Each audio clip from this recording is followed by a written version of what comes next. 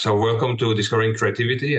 This is an amazing program where we are going to interview Dr. Selçuk Acar from the University of North Texas. He has been working with publishing with Dr. Mark Ranko, and he has a great experience in this area. So Bailey, please take it from here, and I'll see you later. Okay, sounds good. Thank you. Okay. So do you prefer to be called Dr. Acar, or I know Dr. Ramos was calling you Selçuk? Is that right? My first name is Selçuk. My last name is Acar. I'm fine with Selçuk. Okay. So I'm relatively new career-wise. So could you kind of share how your career journey has shaped your research focus? Because I know your focus was mostly in kind of like elementary school level, right? So as soon as I finished the college, I was interested in studying gifted education. So after a year, I started the master's program in gifted education. Back in then, I didn't have a deep understanding or thinking around creativity yet. I learned creativity within my master's program at Istanbul University in Turkey. And then we had a elementary school there, a pilot school for gifted students, where we did some enrichment activities. And we did some translation work, some assessment work around creativity and development. So it's through that master's program and some of the activities we did in the elementary school that I got introduced to creativity.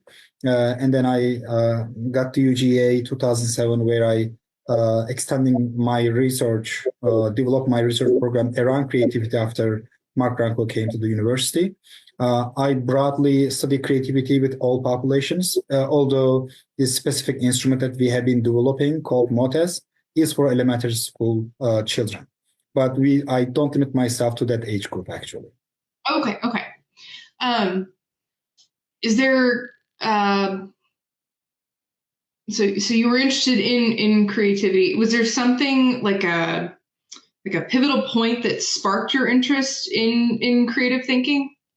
Yeah, I think being part of the Torrance Center at UGA and working with major players like Mark Ranko and Bonnie Kraman, being in a center where Torrance has left a great legacy, piqued my curiosity. I didn't come to UGA program with the goal of studying creativity. I didn't really think much about creativity at that point, besides the work that I've done at Istanbul University.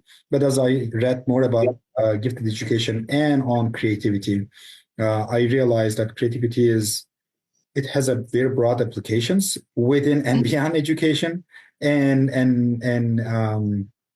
I found it fascinating in terms of its implications in educational practice and beyond, and the specific emphasis in creativity, either in Bloom's taxonomy, in the revised taxonomy of Bloom's, as well as explicit mentions in many different reports, as well as in 21st century skills. All of those came together to continue my interest, but it was primarily about my professors at UGA who inspired me to shift my focus to creativity. Gotcha.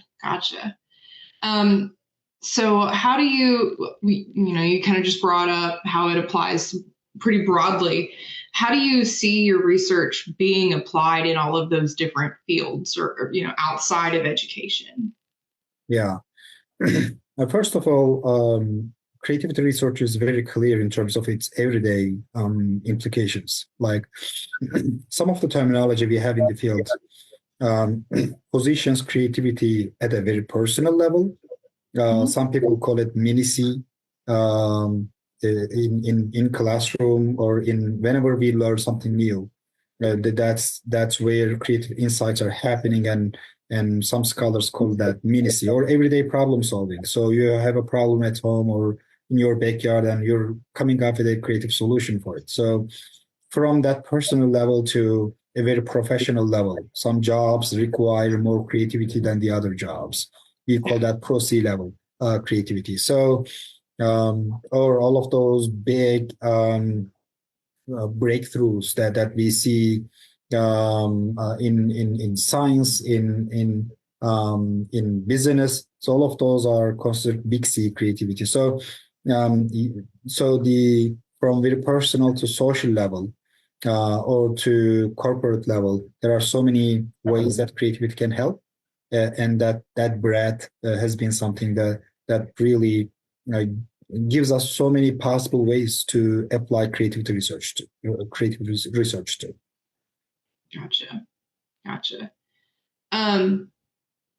Are there any strategies, any methods that you found that were so first, what are some of the challenges that you faced kind of when assessing creativity? I think one of the major challenges is about the broadness of the term creativity, and available tools that we have that can grasp that complexity. You can say the same for many other psychological constructs too, but creativity is so broad and so complex that sometimes our assessment tools may fall short of covering all of it. And we have some debates in the field that creativity is domain specific, some people argue. That means if you are creative in a specific domain, let's say in science, that doesn't mean that you're going to be creative in arts. If that is true, then you want to think about instruments that will capture those domain-specific creativity.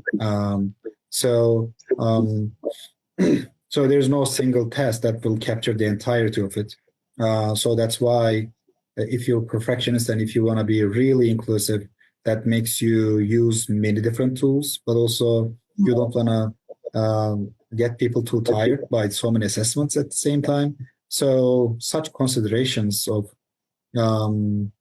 theoretical relevance and inclusivity and what's feasible and realistic for a scientific research that can be actually completed. That trade-off is something that you have to always think about. So are there any specific methods or ways of kind of helping you consider those and maybe addressing those challenges? Because it sounds like it's pretty tricky to assess it. So is there any one method or way that kind of stands out that's the most effective way?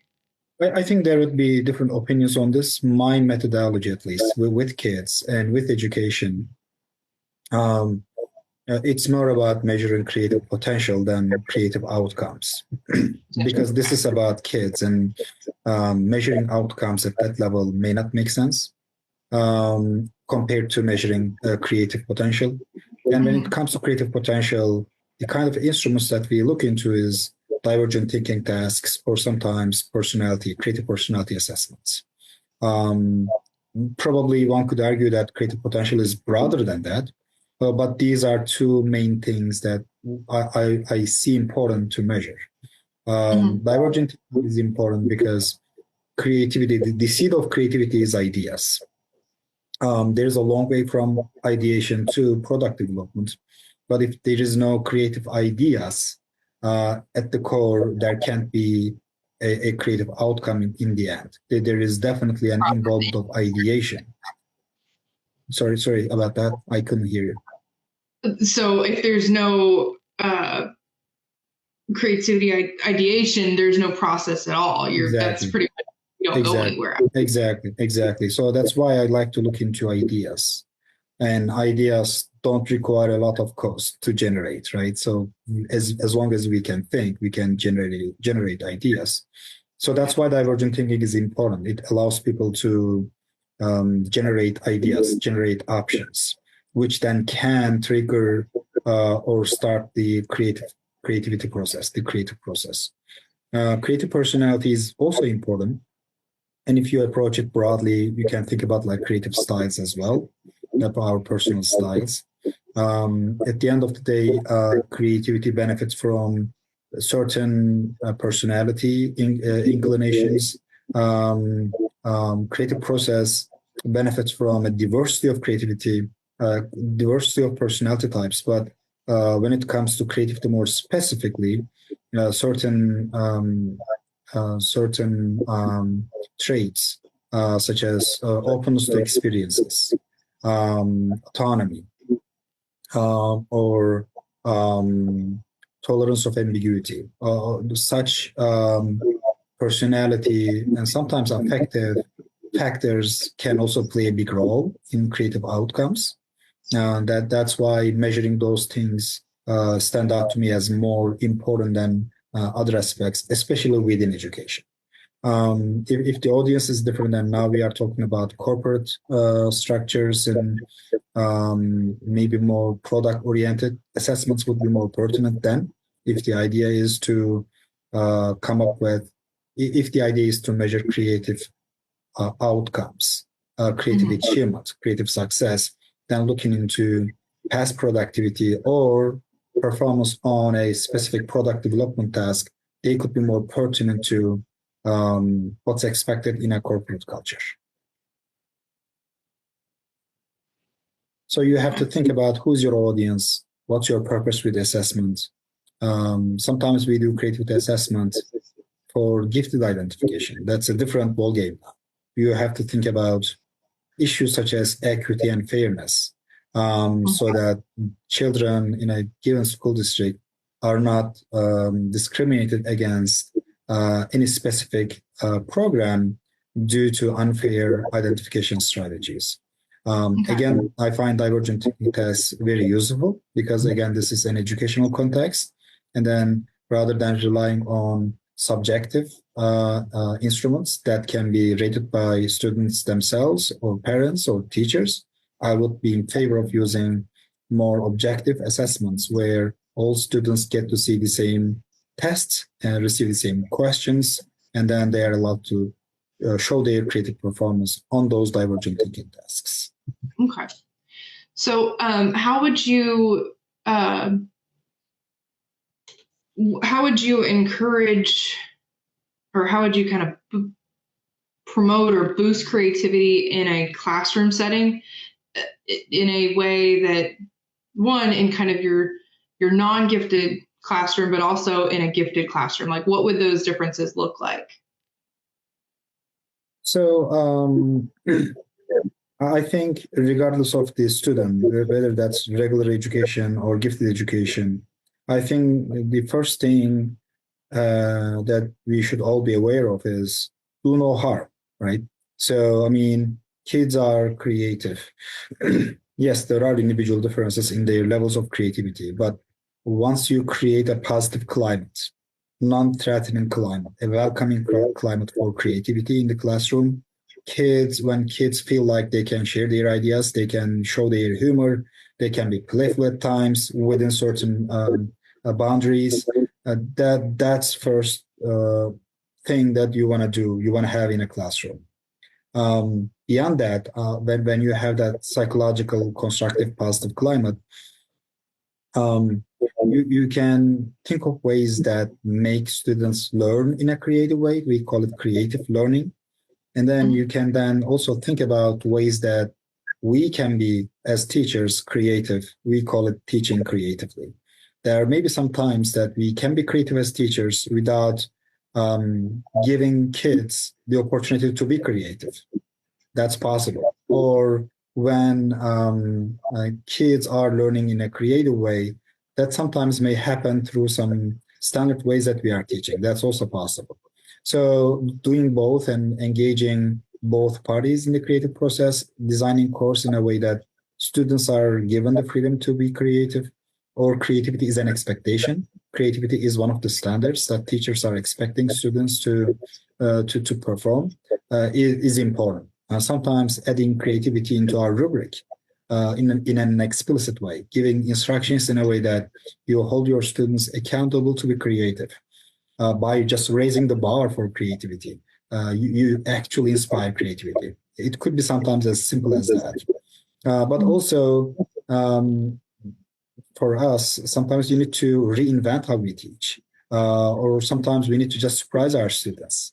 But when students come to a class with an understanding that, well, maybe this particular teacher will surprise me with a new interesting activity today that I haven't seen in other classrooms. So this hook, that the engagement that we present to them will elevate their interest on the topic, will entice their curiosity, and this will probably lead to better outcomes.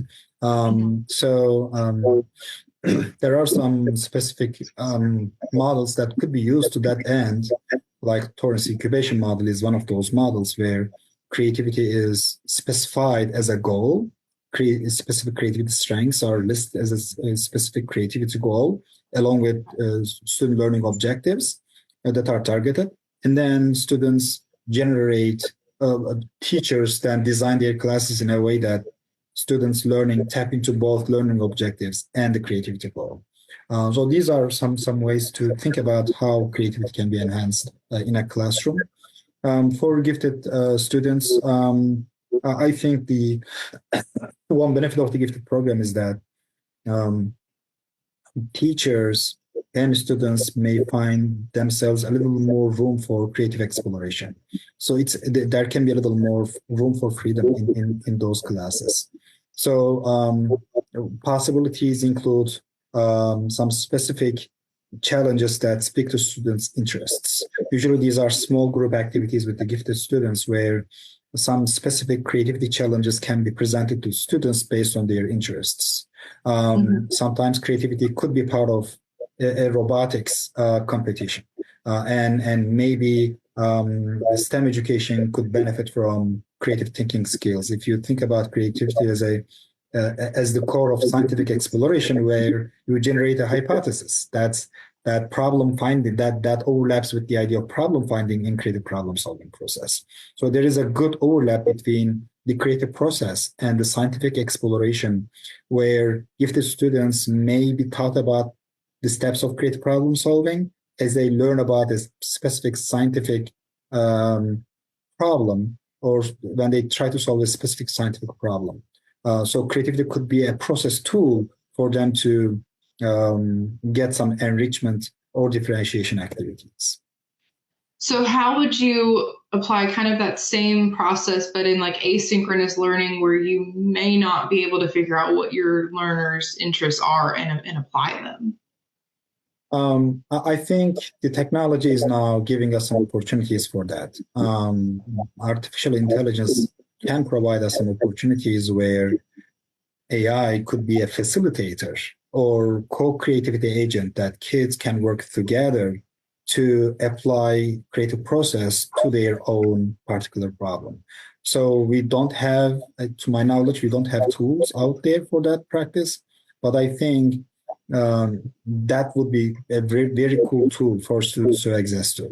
And imagine that we have so many problems in the rural districts where resources can be limited, or there may be no gifted specialists. And then when you have a tool like this that can work with students, when there is no specific person, individual expert facilitating the process, that would be a useful tool, not only in terms of lack of resources, but also in terms of being creative on demand. So when you need it, when you have time, we can use that tool to be creative with you.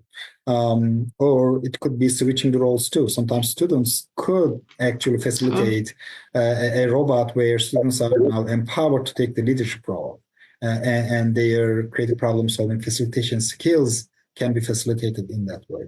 But I'm speaking about like future right now. I see that this is something that my colleague and I would like to do going forward. But when, we'll see. It depends on the resources, funding, and opportunities that we may have. Yeah. And there's so much up in the air with AI right now, whether it's even going to be allowed in higher education and all kinds of. Yeah. I think we are moving to a space where we are asking about how we are going to use it, rather than whether we want to use it, or which features we are going to use in what way. But it's a very exciting process. At the same time, it's a process that we should be cautious about, understandably. Like every novelty, there is some perceived threat around AI. That's understandable. And there are ways that it can be really misused. But any novelty it may be perceived with such threat. Just because there are car accidents, we don't avoid using them. So AI, I'm oversimplifying, I know, but AI is the same. So if the benefits outweigh the concerns, and if we have good solutions to address the concerns, I don't see why we won't be using it, given the obvious benefits that we are already observing. I agree. I'm actually one of those kind of, I'm not directly an educator. I'm actually communications for a IT department. So it's kind of why I was asking about, kind of how to apply outside of education. Yeah. Part of my job requires, creating content for e-learning courses. So I'm trying to see what I can do to encourage more creativity and kind of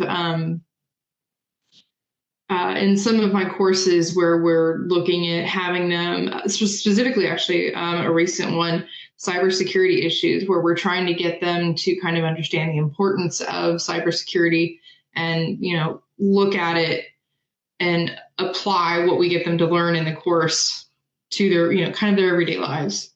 Mm-hmm.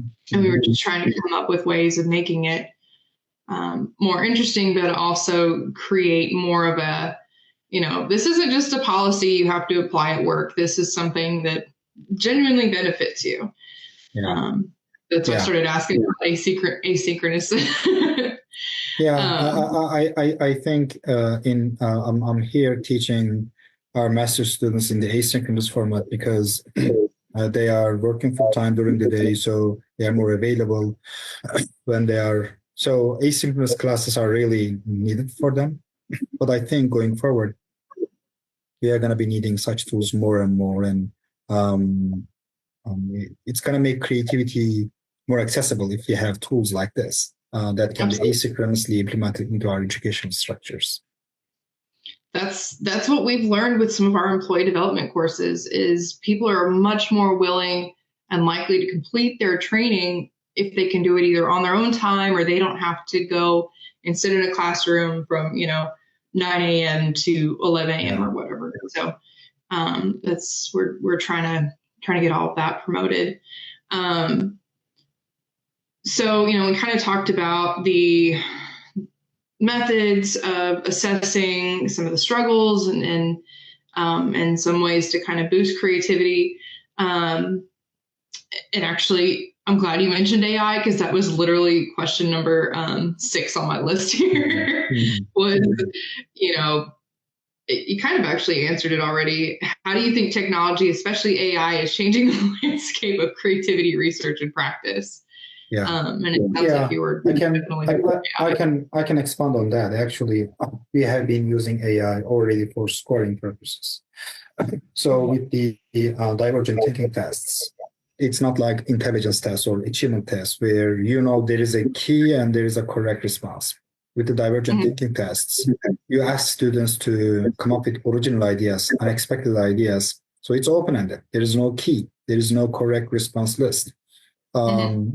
So scoring these open-ended questions take time and involve some level of subjectivity.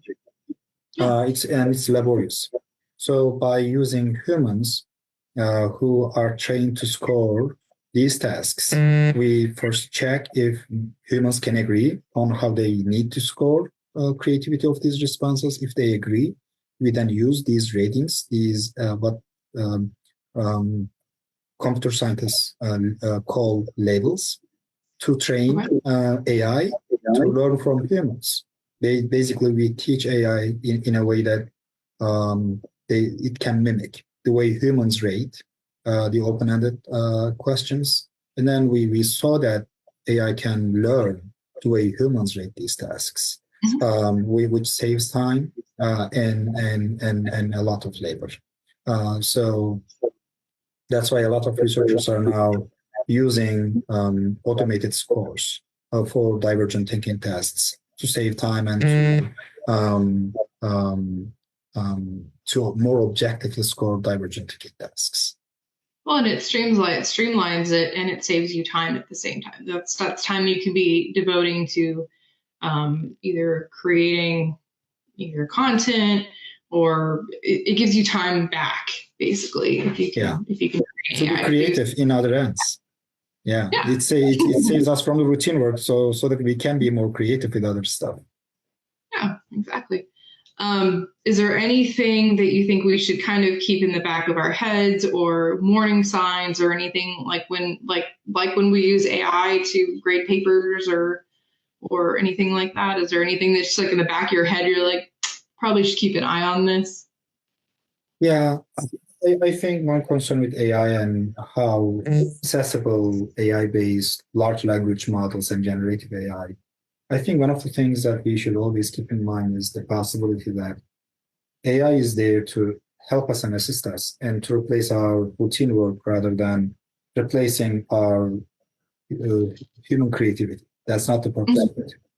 And sometimes it's so easy to delegate so much to AI just because we feel we don't want to do things. And that can easily cause us to get lazy in a creative way, like delegate creativity to AI, which cannot really exceed at this point human creativity. It mimics and compete with humans, but we shouldn't let AI to. We should be in charge of it rather than it's replacing us, or it's a substitute for what we can do. And I think this is not an easy conversation to have, or this is not easy to teach in an elementary or middle school student, because sometimes they are more interested in getting things done in some manner rather than.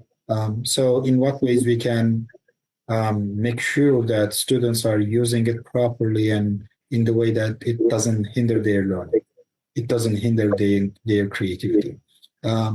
With the accessibility and benefits come these costs, and maybe specific individual characteristics will be important.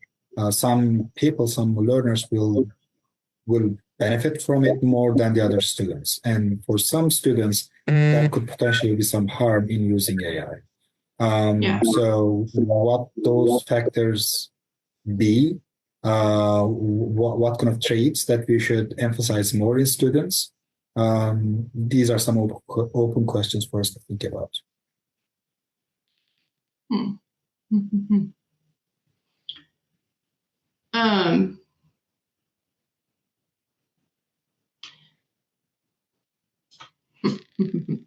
Kind of talking about emerging technology, kind of going to move over. What are some emerging kind of trends that you're seeing in creativity research that you're like really excited about?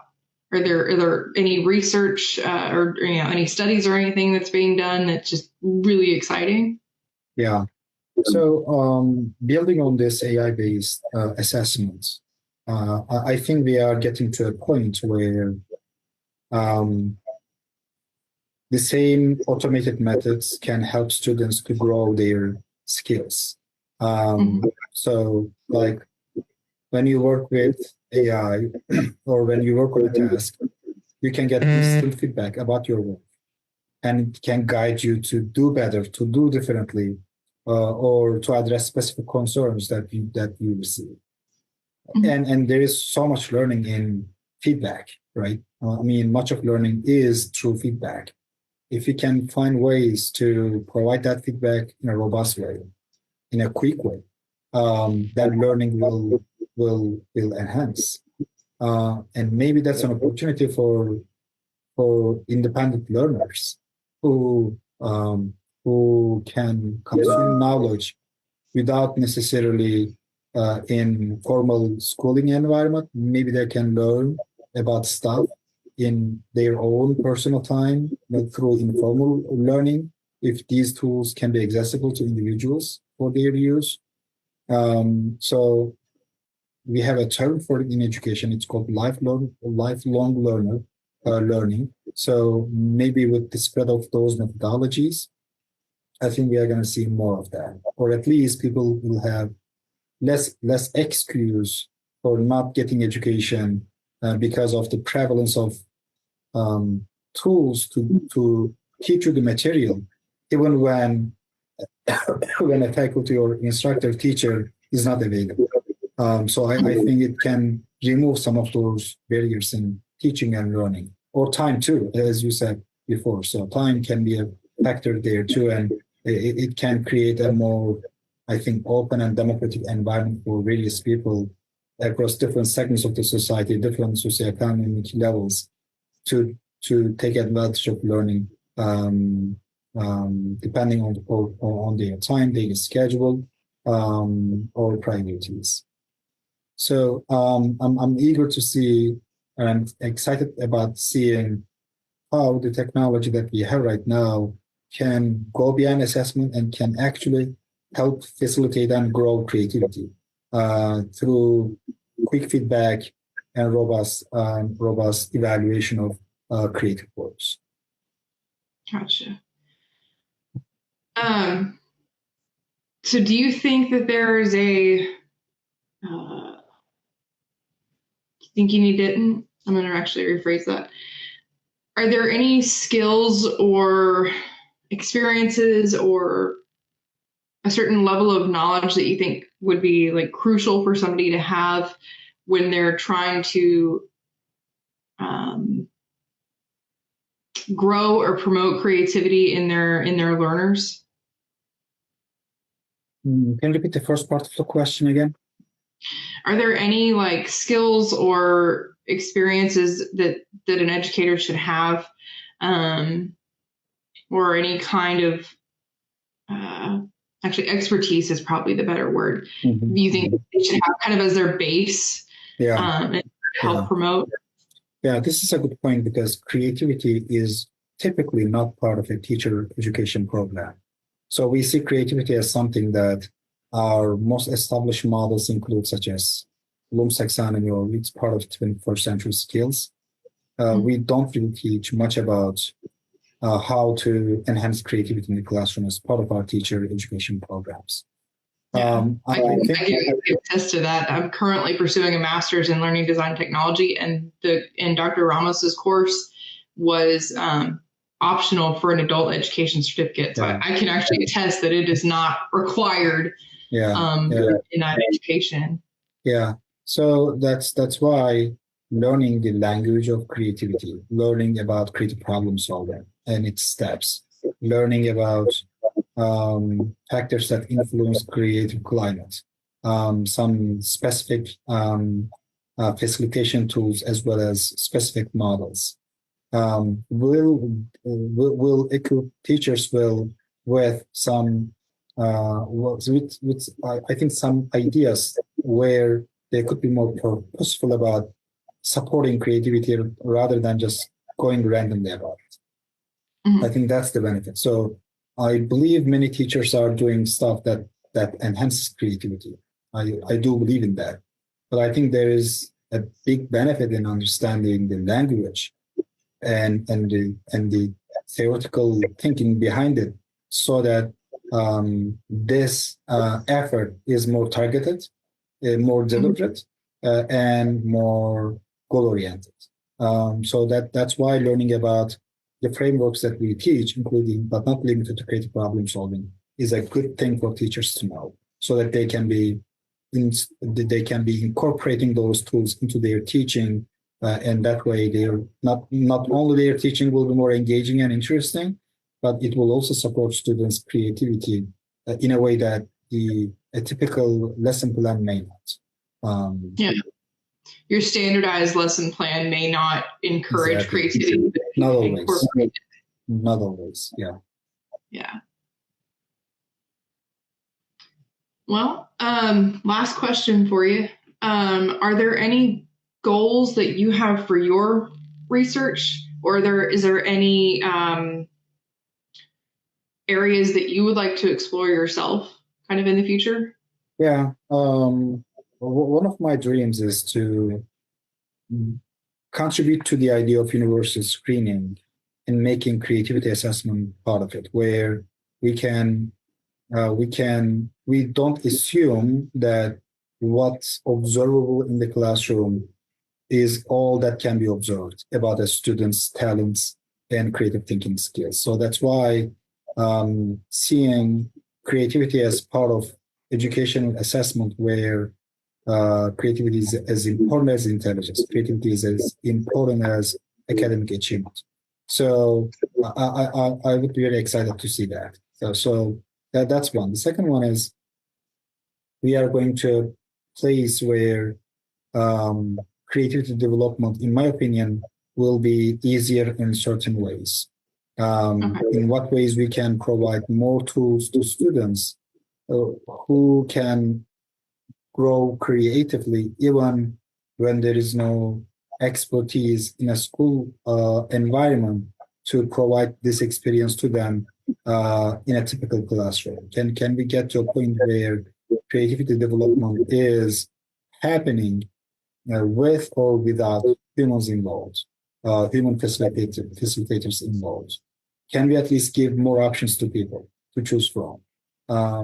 So I find these two as some major areas of growth for us going forward, and I'm excited to be hopefully part of that. Cool. Cool. Hope to see that someday. That's all the questions I had. Wonderful. Yeah, these are great questions, and I'm happy to have the opportunity to talk with you about it, and the connections you're making between creativity and learning, design, and technology. I think this is becoming even more important now. Not only for gifted education, but in general, I think you're going to see more and more tools helping teachers, helping students to learn better. But also for some of the students, that will depend on their willingness to learn, willingness to grow and perform creatively. So we'll see how that will turn out in real practice in our space. I know it's helped me, at least, because I know I've applied some of Dr. Ramos's, basically some of his homework assignments. I've gone and done for some things in work, and I've been able to come up with solutions. And yeah, it's been pretty helpful. Glad to hear that, because it's also helping me here on with much of what I do. Yeah. Wonderful. Thank you so much for having me again. If there is something I can help beyond this interview, please let me know. Will do. Yes, sir. It was nice to meet you. Nice meeting you as well. Good luck with your studies. Thanks. And good luck with your research. All right. Thank you. Have a great day.